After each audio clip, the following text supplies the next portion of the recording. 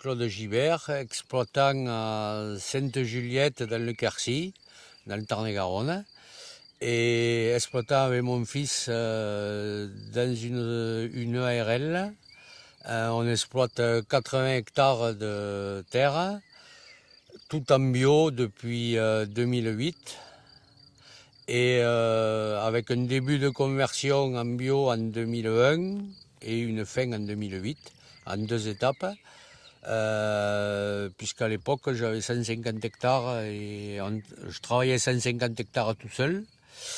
Et aujourd'hui on n'a plus que 80 hectares avec 60 hectares de terre labourée, 5 hectares de vignes et 2 hectares, entre 2 et 3 hectares de légumes secs qui sont de l'ail et des oignons. On a rencontré des problématiques au début, notamment sur vigne, avec, suite au passage en bio de la culture, une chute de rendement en volume de raisins commercialisés. Et on cherchait une solution pour rééquilibrer la vigne et lui apporter un dynamisme de pousse et de régulation de végétation.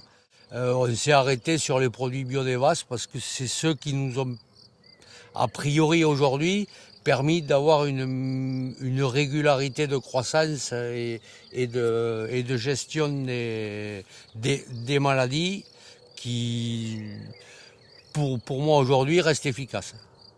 On utilise aujourd'hui sur vigne le Supra Bosca en moyenne avec 4 à 5 applications sur l'année à une dose de 5 litres hectare, qui est un produit simple à utiliser et qui s'appelait Vitimix avant. Et on a commencé en 2013 à faire un programme complet sur le chasselas. Moi, j'ai remarqué depuis 5 ans maintenant que j'avais une meilleure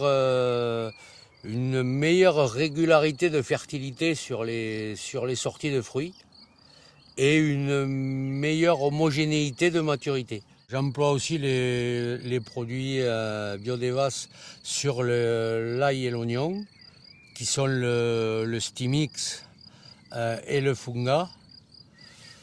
Et ces deux produits, depuis 7-8 ans que je les utilise, j'ai constaté sur ces deux cultures, comme sur la vigne, une régularité de rendement beaucoup plus stable et surtout une qualité de produits, notamment sur les oignons, une fermeté des produits qui permet derrière une très bonne conservation. Et ça, c'est des produits que j'emploie pareil sur des cadences de 4 ou 5 traitements tous les 10 à 20 jours en fonction de la climatologie. On est suivi par la société Biodevas, par leur technicien terrain. La relation se passe très bien, notamment avec Laurent depuis 3 ans.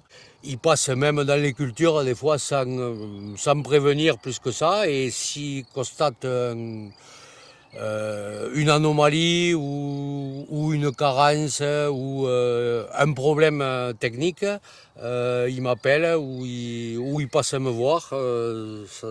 Et c'est vrai que bon, moi j'apprécie bien ce suivi, parce que ça me permet des fois de déceler des petits problèmes que j'ai pas vus parce que la veille ou 2 jours avant, j'étais pas passé sur les parcelles.